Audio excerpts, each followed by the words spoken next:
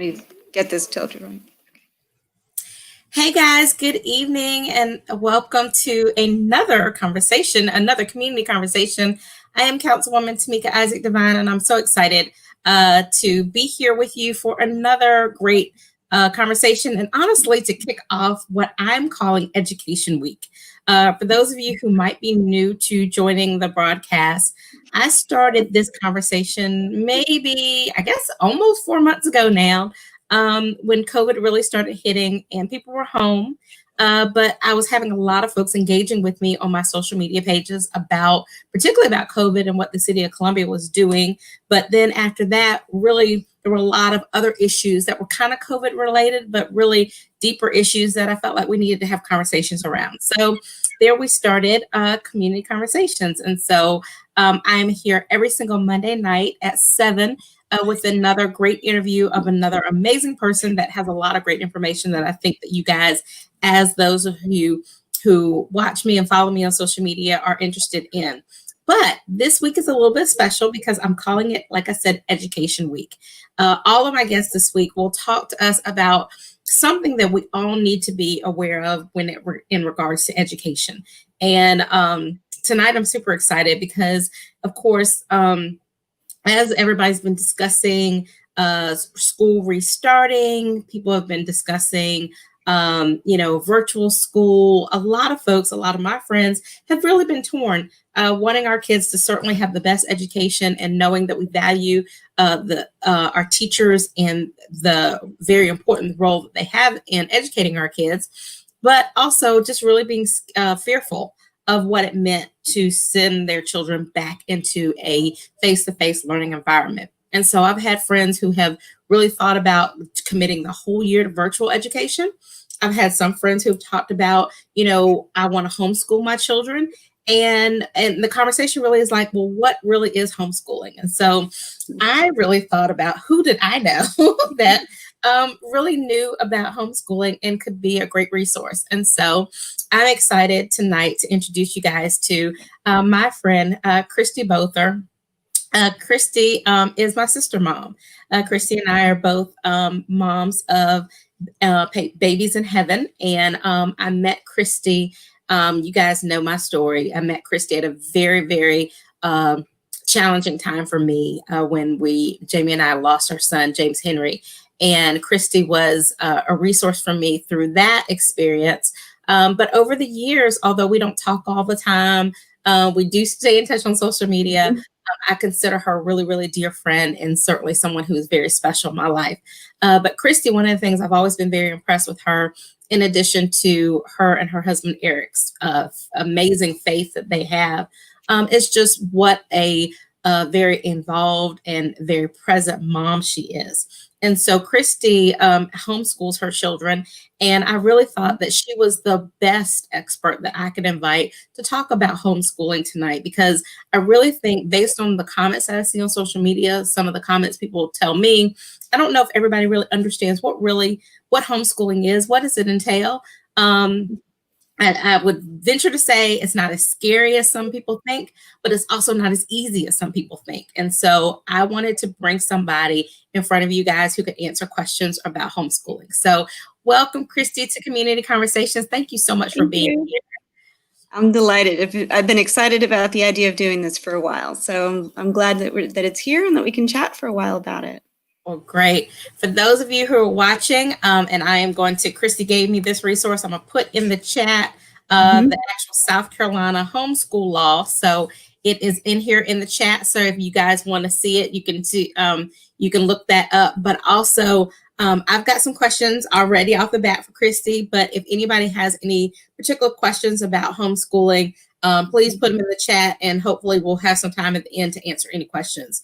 But Kristi, this is an important topic, so I don't want to just chat at the very beginning. So much at the beginning. I want to just dive right into the topic. So First of all, I've given kind of a brief overview of you, but certainly, can you just introduce yourself for those who don't know you? And particularly, I want you to talk about your beautiful family. Okay. Well, my name's Kristi. And as Tameika already said, she and I met really at a critical time for both of us. Of course, she had just told you about how we met at the time that she had lost her son, and I had actually just gone through our fourth loss at that point. So when people ask me about my family, as much as I can, I like to say I have 2 children on earth and 5 in heaven. And so we have a big family. It just doesn't look like most other big families. But I do have the privilege of homeschooling my 2 children. And my daughter, Lydia, is 12 years old and is 7th grade now, which is so hard to believe.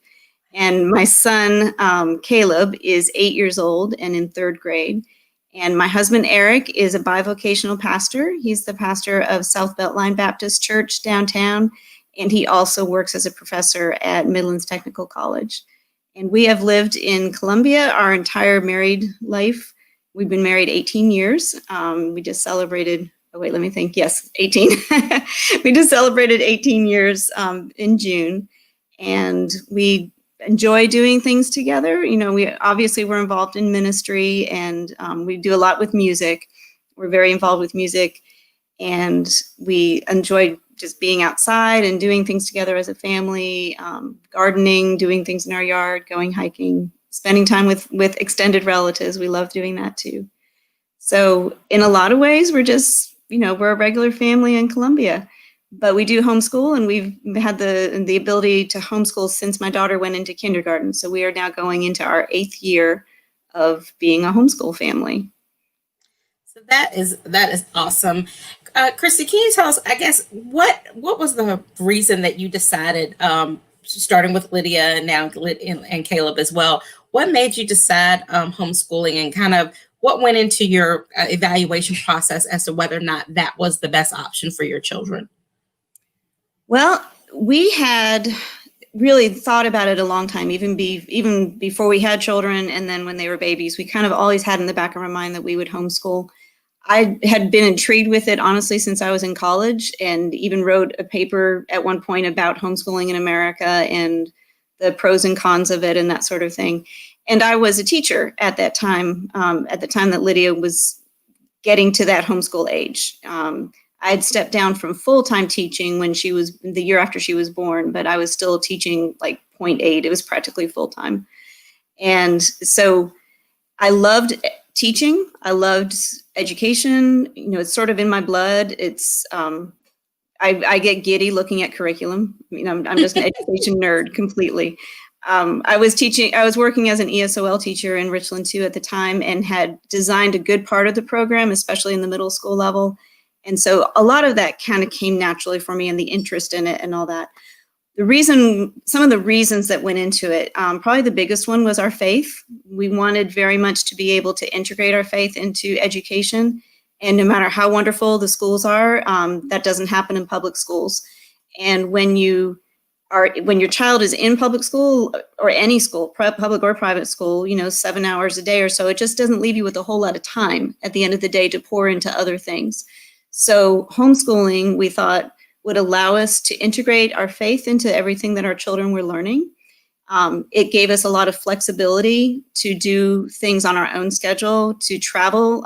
We have a lot of family that's 12 hours away from us, and so it gave us some flexibility to travel according to my husband's schedule instead of according to the public school schedule, because usually those didn't mesh.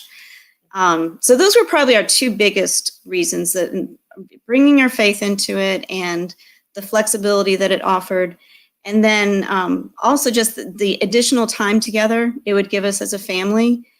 I don't remember what the number of this is, but once I counted up how many hours you spend apart as a family, everybody going to work and school and different activities, and it adds up to a huge chunk of time that you don't get with your children, and that children don't get with each other, siblings don't get with each other. And so homeschooling gives us a chance to bond more as a family, to spend more time together as a family.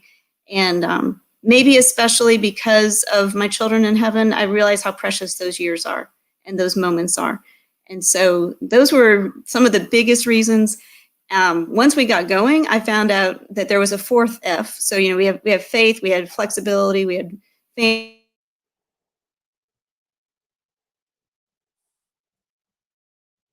Oops. Oh, Kristi, I think you locked up on me for a second. All right, for those of you who are watching, hopefully she's gonna We're going to get her attention back in just a few minutes. But I love hearing her talk about it was her faith, the flexibility. Let's see. Let's see if we can get her back.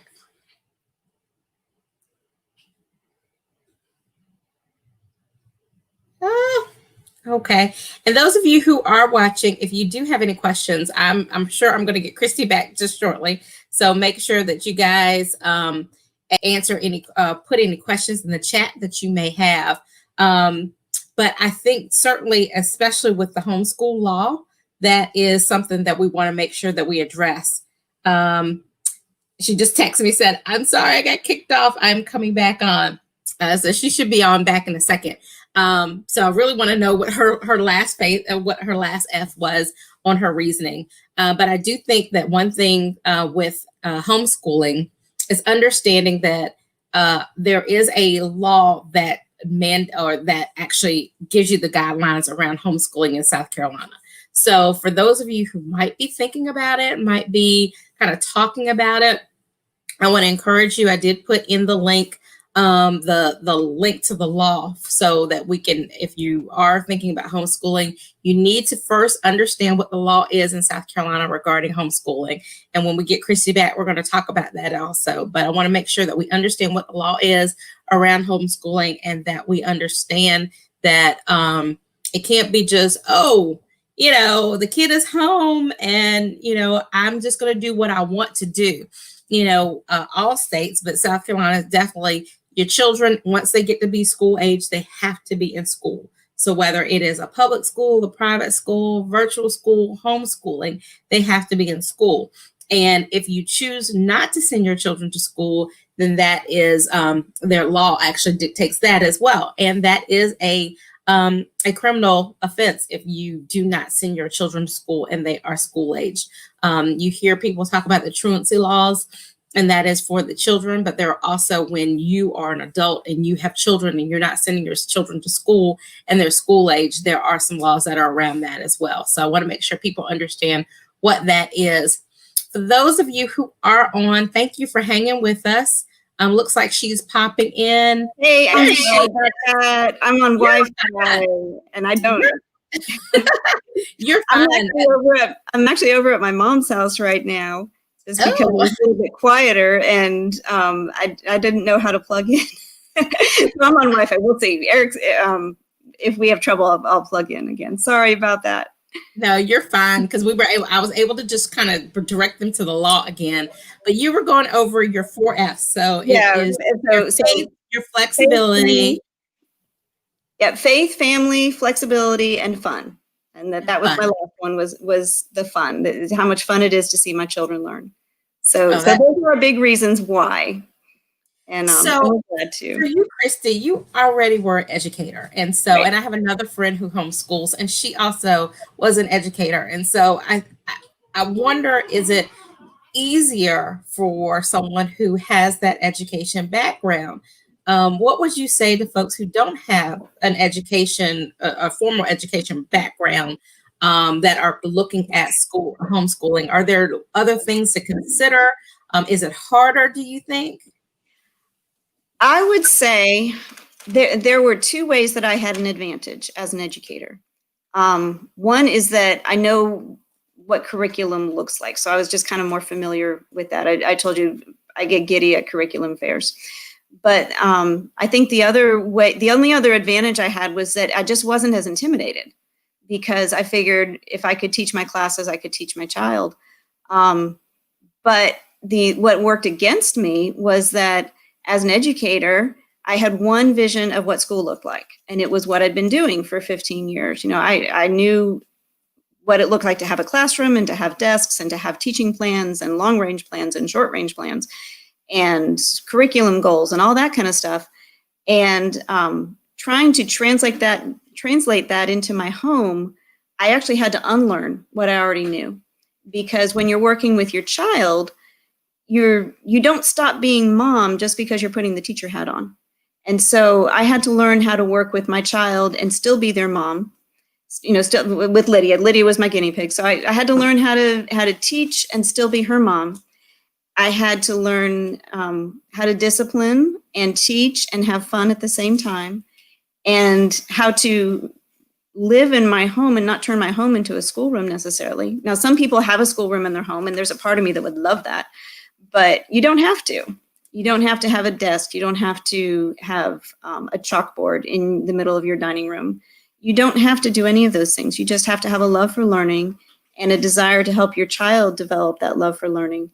And so I had to unlearn some of my very rigid school ideas in order to translate that into our home environment and into an atmosphere that would just breed a love for learning more than following a strict way of doing things. So I think for parents who aren't educators, they actually have that advantage that they don't have that in their head necessarily.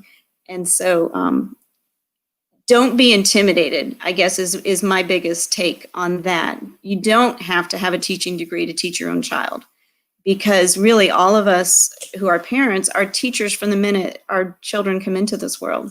We teach them how to wipe their noses and say please and thank you and take their first steps. And, we teach them thousands of things that we never even think about. And it's just part of who we are. It's part of what parents do. And so it's not that big a jump from teaching your child life skills to teaching them academic skills, especially if you're starting younger. I know it's a little intimidating for some parents who are starting this older elementary, middle school, even high school maybe this year because of the situation that we're in. Especially if you're starting with young ones, just jump in and do it. If you feel called to it, just give it a shot, because it's really not as hard as it seems. And even if you've got older ones, there are so many tools and resources out there now that makes it a lot easier than it used to be. There's some amazing people who kind of pioneered the path before us that did it without the internet and without Khan Academy and without all these amazing tools that we have now. And it's really, there's so many helps out there and so much support that it's really very doable these days. So let's talk a little bit about, I think that I said before, I think people, I've seen people use virtual school and homeschooling interchangeably. With virtual school, you will still have your teacher who is teaching your child. They're just teaching them virtually. Right. With homeschool, you are teaching your child. You're not, and I won't say just supporting, because that's difficult. In the March, I'm sitting there trying to support the education, but you still have the things that are done. Homeschooling, you are like doing the lesson plans and all this stuff.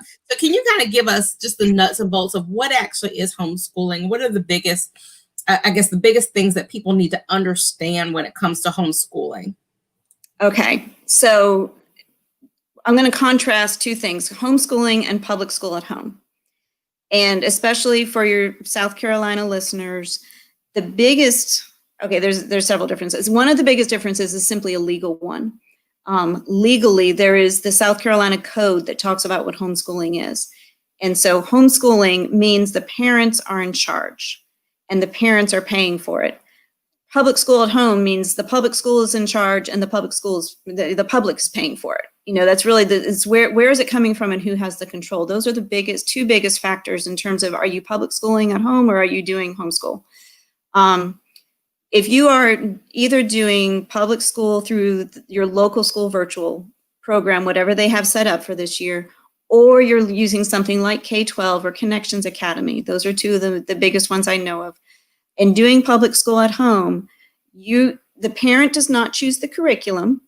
The parent doesn't choose the time that they're in class and who their teacher is. It's just like if you go into your brick and mortar public school and you're assigned a teacher and you're given textbooks, you don't have to pay for it.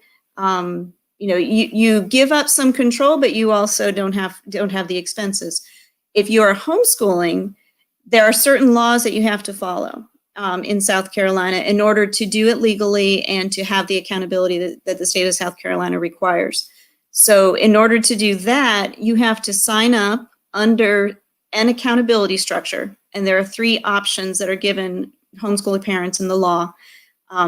is if you hear someone talk about option 1, option 2, option 3, they're talking about what accountability structure are you coming under? Are you placing yourself under to do this? And then once you do that, you have the freedom to choose the curriculum that you want your children to use. And then the time frame that it happens in and the time of day it happens in, how exactly you teach those subjects, that is all under the control of the parent. And so when we signed up, Lydia was going into kindergarten, as I said, we signed up with a particular, what we called an option 3 homeschool accountability group. That's just called the South Carolina Homeschool Accountability Association was ours. It's a privately run association. It's a business owned by the woman who runs it, and she does a great job of keeping us legal and giving us the freedom to do what we need to do to homeschool our kids. There are other ways to do it. There's a whole bunch of different accountability associations that are out there for South Carolina parents, but that's what we signed up under, and then we selected our curriculum and we chose what days we wanted to do it and what hours we want to do it. Do we want to do it in the morning or the afternoon? Parents do have the option of signing their children up for classes. So homeschooling doesn't necessarily mean that the parent does all of the instruction. Last year, we signed Lydia up for a writing club that was a distance learning writing club. So she was on, that's how we got introduced to Zoom. Before Zoom was cool, we were using it for homeschooling. And so we did that, and she met, this was just an every other week club, so it wasn't a very high stress type class. But every other week she met online on Zoom with kids from all over the country, and they would talk about writing and share their writing assignments that they had done and interact with each other. And so I really wasn't involved for that. I stepped in to see what they were doing and then stepped out of the room again. And there are lots of parents who will sign their kids up for, especially for the high school science classes or something, they might find a local tutor that's having a class for 5 or 6 homeschool kids. So you don't have to be the one giving the instruction all the time, but the parent is in charge of figuring out how that is going to happen, as opposed to the public school or the public school organization that's doing it, telling the parent how it's going to happen.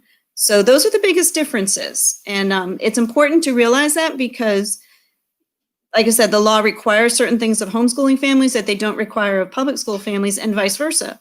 The law requires public school families to normally go through the annual testing and that sort of thing and have a certain attendance and going online and that sort of thing. And we're not required to do that as homeschool families. So it's not that one is better than the other or harder than the other. It's just they're different. And it's important to understand those differences when you talk about it. So how is grading? I mean, are you responsible for giving your child a grade, or is it just that they've mastered these concepts and they pass through? For me, I teach my children to master what we are learning. So when Lydia gets up to high school, I will, of course, be worried about grades then, because then we're talking grades and Carnegie units and keeping a transcript and making sure that we're able to show colleges what our child has learned when she gets up to that point. I'm not even ready to start talking about that. But at the age that they are now, this really is the first year that I'm going to start recording some grades for Lydia, and she's in 7th grade. So I have been giving her math tests to make sure that she's keeping up and learning, that she really learns what we're talking about. But for the most part, I know that my children are learning because I'm with them all the time. Now, that doesn't mean I'm not keeping track somehow. One of the requirements for me as an option 3 homeschooler is that I have to keep a plan book that shows what we're doing. If anybody were to ever ask to look at it, I need to be able to pull it out and say, here, this is what we did, last semester or the semester before. I have to keep a mid-year evaluation and then an end-of-the-year evaluation. But for me, that has all been a narrative right now, which is actually not so different than the way some public schools do it too. There's a lot of debate even in the educational community about using letter grades versus narratives to keep track of how students are learning, because there's so much that kids learn that doesn't get expressed in she got a B in math or she got an A in something. So I do a lot of just jotting down notes about what we're learning, and jotting down notes about how much they understand. But mostly it's from day to day. When I taught my children how to read, I didn't give them a test and a grade. We just kept on reading and they got it. And so right now we're doing a little bit more traditional schooling style with Lydia, especially. And so she'll take a Latin quiz, and she takes a math test, and I check to see. But if she doesn't get a good grade on that, if you want to call it that, then we go back and we do the lesson again, and we make sure that she gets it. So in that way, it's a different approach that I have right now. So I know you've got the different levels. So you've got a middle schooler and an elementary schooler. But Right. tell us, like, what is a typical day for your homeschooling? I mean, do you have that set schedule? Is it more flexible, or what's a typical day in the Bothur homeschool? I asked my kids that the other day, and they laughed at me because we don't have typical anything. Okay, I'll tell you the way I would love for my days to go, if they would go this way all the time. I would love, and I have a plan especially when we get into the regular homeschool year, more closer to September. My preference is to finish our schooling mostly in the morning and then overflow a little bit to the afternoon. When both of my kids were younger, we got everything done before lunch, because you really just don't need as much time. You don't realize how much time in school is spent on classroom management and changing classes and changing activities and going to the bathroom and things like that, until you get into a homeschool environment and realize one-on-one you can be a lot more efficient with your time. So really, we were able to blast through school pretty quickly in the elementary years. Caleb can get all of his schooling done probably in about 2.5 hours. Now I'm with him for most of that time. I have to kind of be on him because he's not very independent right now. Lydia's able to do a lot more independently, but she probably takes about 4.5 hours if she's really keeping to it and being, being focused. So what we'd like to do is start the day with some Bible reading over breakfast. And sometimes what I'll do is I'll just turn on an app on my phone and we'll let it play and we'll listen while we're eating. And then sometimes we'll learn a hymn or listen to a story about, a biography story about a Christian hero that we want to learn about, a missionary or something like that. And maybe listen to some music, maybe not. We also do an app that's called New City Catechism. We're Baptist, but we use a catechism. That's just different things we want to learn about our faith. So we get our day started focused on that. And then we go into the most important subjects, the ones that if we don't do them daily, we fall behind.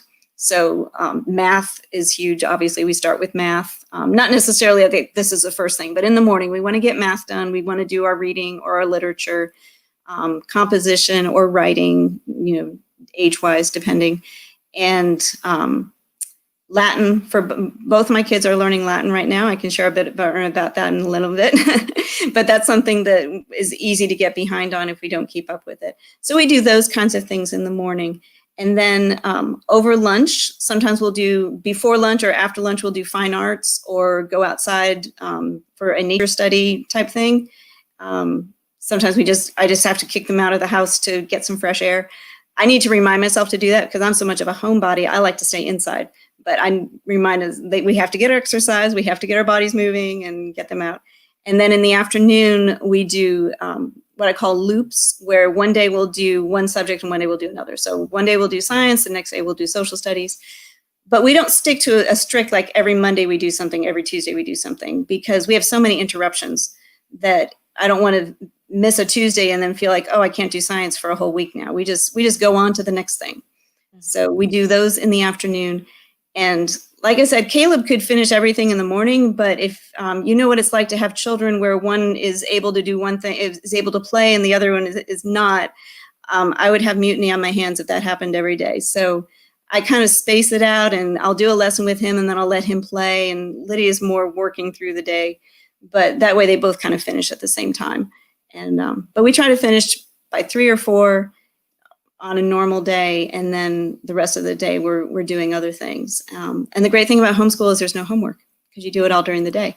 So our evenings are available. Now, we actually school through the year, so we've been doing school through the summertime, but in the summertime we do it a lot lighter. We might only hit 2 or 3 subjects a day. This week, our church is having a virtual VBS, and so the kids are doing VBS activities in the morning at home. And so we didn't get as much school done as we would, when we had to have a normal schedule. But that's kind of what we do. Now, the nice thing about homeschooling is you don't have to follow a typical school day at all. We do because it works for us. But I know some people who have working parents and they do their homeschooling in the evening, or they do it in the morning before mom goes to work or something like that. So you can really divide it up, whatever works for you, because there's not any rules or regulations about that. Now, are there particular concepts that you have to like there's the South Carolina standards? Since you're homeschooling, do you still have to, I know you said there's that accountability. So do you still have to make sure that you're hitting the South Carolina standards, or is it still completely, like you said, parents are in charge, and if you don't want to do this standard or this standard, you're okay without doing that? The South Carolina standards are only for public schools. So private schools in South Carolina don't have to use the South Carolina standards. Homeschool parents do not have to use the South Carolina standards. Those are there for the public schools, for accountability for the public schools. And so that's just a different system. What we do have to do is make sure that we're covering certain subjects. So the law for option 3 homeschoolers is that for elementary and through 6th grade, you have to cover math, reading, language arts, social studies, science. You have to cover those. And then when you get to 7th grade, the reading switches to literature. So once you get to 7th grade, you have to teach literature and composition as opposed to reading and writing, which really is very similar. So you have to cover those things, but you don't have to cover them every day. And you don't have to cover specific, there's no specific standard in the law for homeschool families. So we have to teach those things. How we teach them is a parental choice. And people do it in lots of different ways. There's so many different methods of homeschooling out there. So with what we're going through right now, I think this option of looking at homeschooling seriously, there are a lot more folks who are looking at it. If you were, giving advice to someone who is just really concerned about what public school is going to look like, and want to really seriously look in to homeschooling. Number one, what advice would you give them? And number two, what are the first couple steps that they would need to start with? Okay. The first thing I would tell somebody who's thinking about it is to think about your long-term goals. If they are very much serious about getting their children back into public school next year, like maybe they're just concerned about what could happen this year, you don't know if they're going to be virtual versus face-to-face, and you just want to decide something and have it be steady. If you really want to stay with the public school system, I actually would suggest that they look first at something like K-12 or Connections Academy, because that is a virtual school.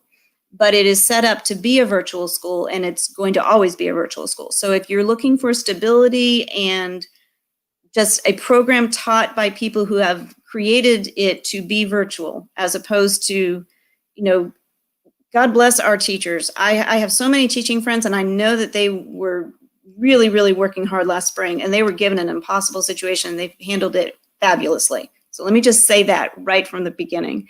But when you have I have a friend who teaches in a virtual school, an actual virtual school, and she has told me it takes a year or two to plan a course to be delivered virtually well, because it's just an entirely different teaching platform. And so it's just really hard to pull that together on the fly. So the fact that our teachers were able to do as much as they were able to do in the spring and coming into this fall is just kudos to them they're fabulous.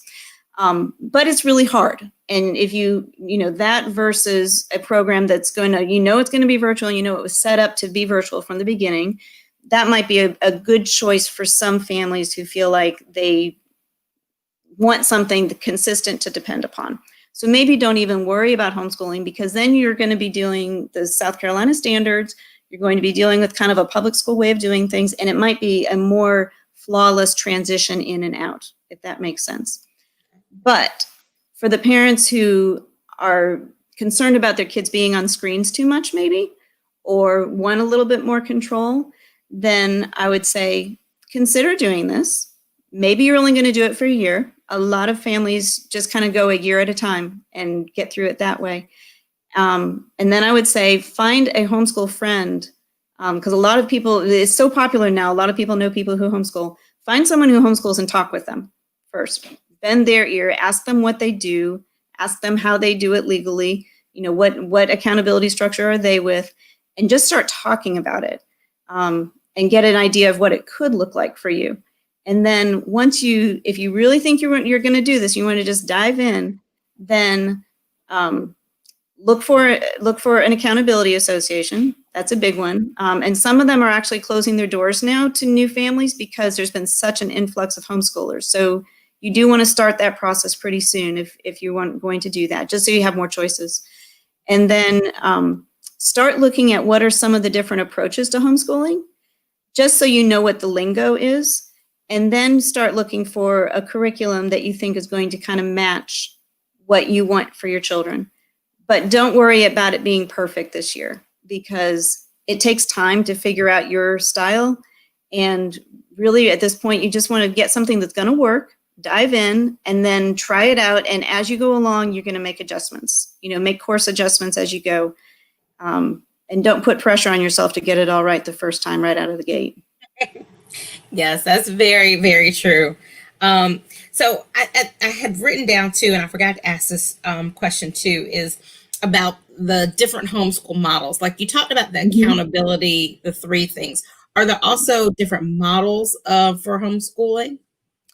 There are so many different ways to do it. There are like 5 main approaches that when people talk about what kind of homeschooler are you, there's like 5 big ones, and then there's a whole smattering of smaller ways to do it. One is what people would call the traditional model. And basically it looks a lot like school, is just in your home. So, you might get something. Abeka, for example, is a big publisher. It's a Christian homeschool publisher, but they also have a Christian school publishing. And a lot of their materials were made for schools, and then they sell them to homeschoolers. So you might get a lesson book that talks about what you do for a class, but you're just doing it for 1 or 2 children. So that would be called traditional schooling. It looks a lot like you would find in a private school or in a public school. It's just that you're taking it home and you're doing it at home.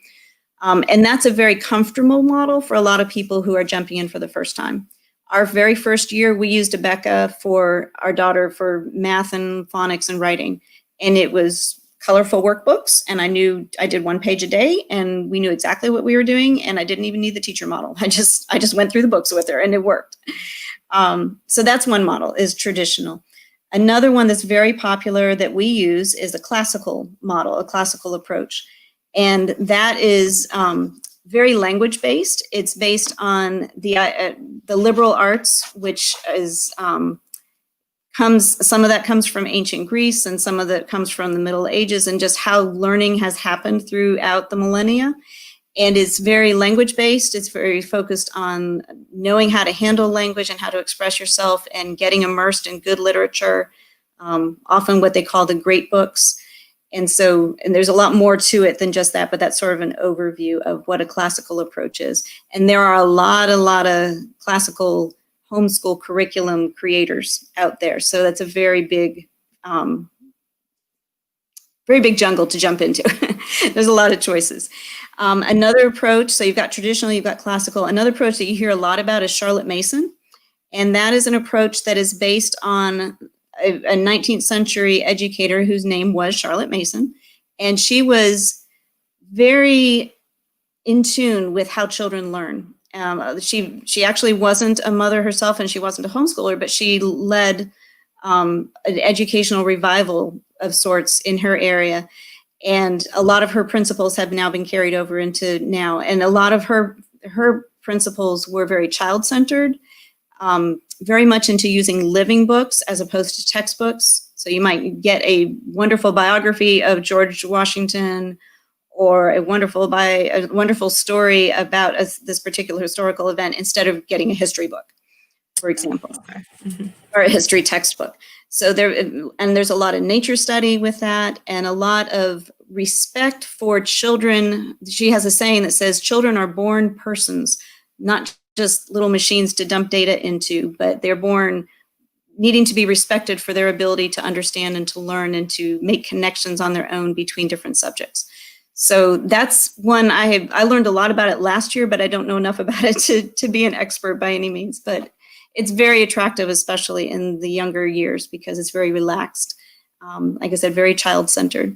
So those are three of the big ones. Another approach is unschooling. And I have never tried unschooling, so I'm going to tiptoe into describing this, but it is much less structured. It is very much interest driven by the child. It approaches the idea that everything is learning, which I absolutely believe, and that children can kind of create their own learning according to their interests. And so that is one that is very popular, especially among people who might be a little bit less traditional in their approach to education. And it's gotten a lot more popularity over the years for certain. And then another approach that can kind of fit into all of those is called a unit study approach. And that's where someone might choose a topic like ancient Egypt. And so you're going to use ancient Egypt to talk about math and to talk about literature. You're going to read literature from ancient Egypt. You're going to study the history of it. Maybe you'll study the science of how mummies are made. You kind of do everything through one topic. And then when you're done with that, you move on to another topic. And that can fit into a lot of those models.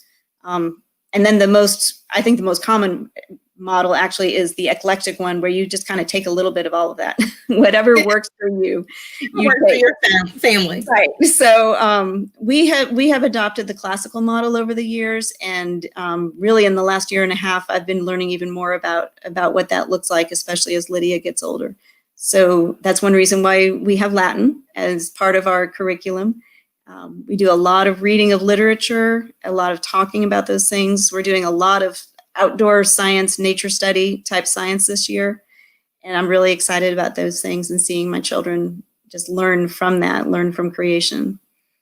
But you don't have to like pick something and say like, tell the state, this is what we're going to do. And then you have to stick to it. It's what works for you. Okay. Right. Yeah, and you can definitely change course midway through. If something's not working, stop it and find something else that will. That's awesome. So in our last few minutes, and I'm going to put your blog out here as well, because for those of you watching, and those of you who might end up watching the replay, make sure that you say, tell me you're here. And if you have any questions, if I can't answer them, which probably I'm not going to be able to answer because I'm not a homeschool parent at this time, but I've been very intrigued by homeschooling, and I'll be very honest. And people ask me, early on, when we weren't sure what school might look like, I was just like, really, what do I do? And I really, that's when I first reached out to you, because I'm like, I learned from folks who are homeschooling, because I wanted to know all my options when it came to my children, because I love that they learn in school. But I also was very fearful as to what school was going to look like. And I still am, because even once they go back to face, who knows what may happen. But one of the biggest things, and tomorrow I'm going to interview an educator, an education consultant about social emotional learning. But, a big thing that people have talked a lot about is children need the socialization. And that, if you're not sending them face to face, how are they getting that? I know you talked about having other homeschool parents, but from your standpoint, how do you achieve that socialization part for your kids in that homeschool environment? And is that something that you worry about as a homeschool parent? I do not worry about it normally. And I will say that the last 5 months have been just as hard on homeschool kids as it has been on public school and private school kids, because this is not normal for us. Normal for us is getting out and going to museums and going to zoos. And so we're very thankful that the zoo is open again and we can do that. But it's normal for us to get together with other homeschool kids and other homeschool families for play dates, for park trips, for co-ops if we're in them, and classes. It's church activities. There's so many things that we're involved with normally. Normally, we are out of the house so often that I've had to start saying no to things so we can actually be home to get school done, because there are so many things that we can do. And so this is not normal. So we are also struggling to find ways for our kids to meet up with their friends. And a lot of it's happening online right now, and that's not enough for us any more than it is enough for your kids. And I know that my kids miss their friends and miss seeing them. But we are trying very much to find ways to do that. Sometimes it's just by getting together with one other family that we know has been careful virus-wise, and so we know that we can get together and we're comfortable doing that. We actually got out of town a while back and went to go see my brother and his family, and we quarantined before we went, and they quarantined before we got there, and we were able to have like one big family for about a week, and it was wonderful. So as we go into this new year, I know they need those connections. And one thing that we have been doing since kindergarten for Lydia, so all this time, has been to be involved in some Christian scouting organizations. So Lydia is in American Heritage Girls, and Caleb is in an organization called Trail Life. And those organizations are going to continue in the fall. We're still learning about exactly what that's going to look like, because both of those typically meet at a church that doesn't want anybody meeting inside right now. And so we're going to be doing a lot of outside activities. Maybe we'll get a lot of camping badges done this fall. I don't know. But that's something that we're going to be able to do every week or two, and in an outside environment. We're also planning to get together with some homeschool friends for some outside hikes in places where it's easy to be careful and to not expose each other to the virus potentially. So we are looking for ways to do that too. Typically, we put our kids in a PE program every year during the school year. Ours is at the YMCA, but I know that there's some others. And so if those are open this year, then we'll look into doing that as well. And that's another place for them to get outlets with other friends. I love, for my kids, the relationship that they've formed with each other. And that's very dear to me, especially because of the 3 babies we lost between them. They're 4 years apart, and at the time that Caleb was born, I wasn't sure how close they would be. And I think they are closer being homeschooled and seeing each other more regularly than a lot of siblings than they would be otherwise. And so that to me is precious. But I know that there's a lot of families that might have a single child, or maybe their youngest is still in school, but their older children are all out of the house. And so, in that case, those connections are even more critical because there's just not another person at home to connect with. But we also try to do a lot as a family and play games, and we have some movies lined up that we want to watch over the next couple of weeks as a family. And so we try to really build those family bonds too. But this is definitely not normal. It's hard on everybody, and it's hard on the homeschool kids too. Yeah. And I think the point that you made about just the connections with the family, like even I think all families are right now. That's kind of the silver lining of everything that we're dealing with. This is very precious time, and we're getting a lot of that. I did have one question actually from my mama. She asked, do you ever fear that your children will need to know more than you're able to teach them? Sure. I will say that yes, absolutely.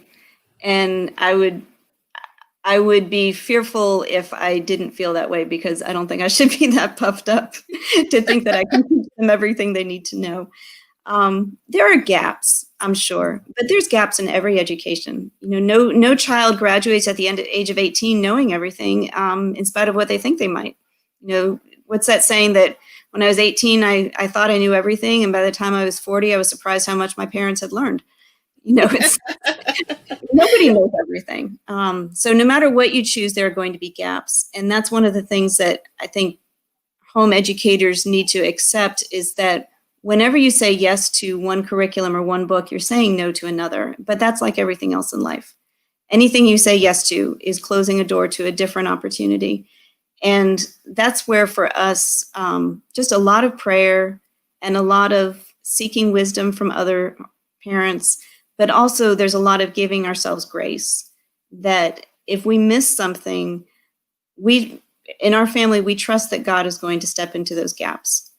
And what I want my children to learn more than a body of knowledge is how to learn, to love learning, to love the Lord, and to learn the skills that will help them be just good thinkers and good learners and loving citizens, loving people in the future. And so their character is far more important to me than if they've learned all of the facts about a certain thing.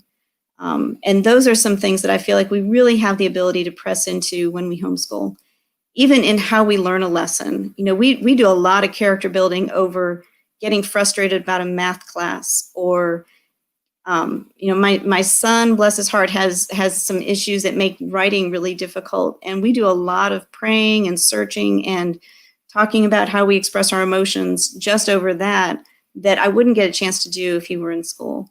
And so, yes, I definitely feel like there are gaps. But I trust that God is going to fill in those gaps where he needs to. And then there will be something left for them to learn when they graduate. Oh, that is awesome. Awesome. So, and I'm going to put your contact information also here in the chat. But for parents who want to know and learn more, how can they learn more as they are exploring all of these options? All right. If you want to know about South Carolina homeschooling especially, definitely look at the law. But if you Google South Carolina homeschooling, there will be several websites that come up. Probably Carolina Homeschooler is one that I go to a lot. The person in charge of that runs an Option 3 group, but she also just has a website packed full of information. The group that we are with has a blog called Third Option Homeschooling. And so that's another good source of information specifically about South Carolina. If you're in another state, do the same thing. Google your state and homeschooling.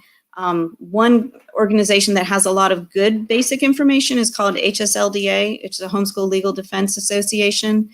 And they have a membership, but you don't have to be a member to use their website. And not all of their information is completely up to date, but at least gives you a starting point. So if you're in, say, Pennsylvania and you want to know what the homeschool laws are in Pennsylvania, you could go to their website, type in Pennsylvania, and it would at least give you a starting point. But beyond that, I would say, like I said, talk with friends who homeschool, or look for some homeschool groups on Facebook. Those are amazing. And lots of times they are a little bit more efficient than just trying to go through thousands of homeschool blogs that are out there now. So, here in Columbia, there are 3 or 4 specifically for Columbia on Facebook that are just homeschool groups that have great information. And I'm finding that social media is one of the best places to get started. Just know that if you go into one of those groups and you say, somebody tell me what to do, what's your favorite curriculum, you're going to end up with like 200 comments telling what your favorite curriculum is. And you might see the same one 3 or 4 times. So, not everything is as efficient, but that's a good place to start. If you want to come to my blog, which is This Side of Heaven, I do a lot of writing on there about homeschooling and about family and faith. My most popular articles are about homeschooling and then also about our pregnancy loss ministry as well. So if you want to go on there and just Google homeschooling, then there's a bunch of things there that I've written about just some of the things that we've been through on this journey. So those are some good places to start.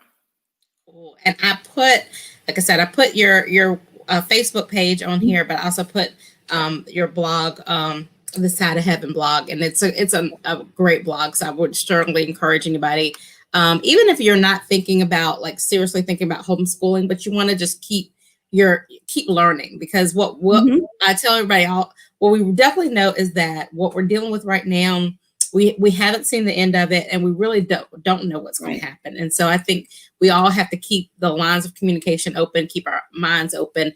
And, what works for one family might not work for another, but understanding what another family is doing might be helpful as you decide what you want to do. Tameika, one thing I've found that's been so wonderful about this experience is with kids coming home, what I see is families taking more charge of their children's education, no matter what model they're choosing. So even, there's been a lot of public school parents that said, I didn't know what my child was learning. And now they do. or they didn't realize that their child was struggling with something, and now they realize that, and so they're reaching out to help them more. And so I see that as another real benefit of having so much time at home together, is that parents are getting more involved with their children's education and making really informed decisions about what's going to be best for their family. And I think that's a great thing. As a school teacher, when I was teaching in the public schools, I loved having parents that were involved and wanting to really come alongside their child and me as a teacher, as a team player. And so I think that's a great thing. And knowing what's out there and then choosing what's best for your family is very empowering to parents. And I think that's a great result. One of those silver linings of what's been going on. Exactly. It really is. So I want to thank you again, Kristi, for your time and your knowledge. I mean, it's just like your wealth of knowledge. And so for those folks who want to learn more, I strongly encourage you to even just reach out to Kristi on social media, and she's a great resource. So I thank you so much for your time, and thank you for enlightening us. And then for those of you who are watching, like I said, it's Education Week. And so tomorrow I've got Beverly Manigo, who is an educational consultant, former superintendent, principal. She's done it all. And she's going to talk to us about social emotional learning, because I think that that's a really good information that we need to have, as far as no matter what happens this year, whether your children are going to go all virtual, whether or not they're going into school. This has been stressful for us as parents and as adults. Imagine the last 4 or 5 months for kids. And so we've got to understand the other part of that, and she's going to help us understand that.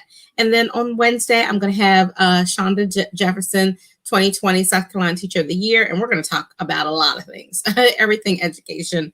And then I was sitting here trying to find, and I can't find it, so I'll make sure tomorrow that you guys know, but it's also posted that I am going to be a presenter at an upcoming conference to talk about transitioning back to the school, and how we as parents, working parents, can still help and support our children in whatever learning model you have for this fall, as well as keep up with all the stuff that we have to do. So I'm excited about that, and I'll post that. But anyway, until next time, thank you, Catherine. You said hi.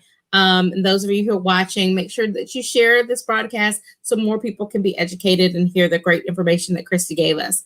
But until tomorrow night at 7 o'clock, I am Tameika Isaac Divine. Thank you for watching Community Conversations, and I'll see you tomorrow. Good night, and God bless. Good night.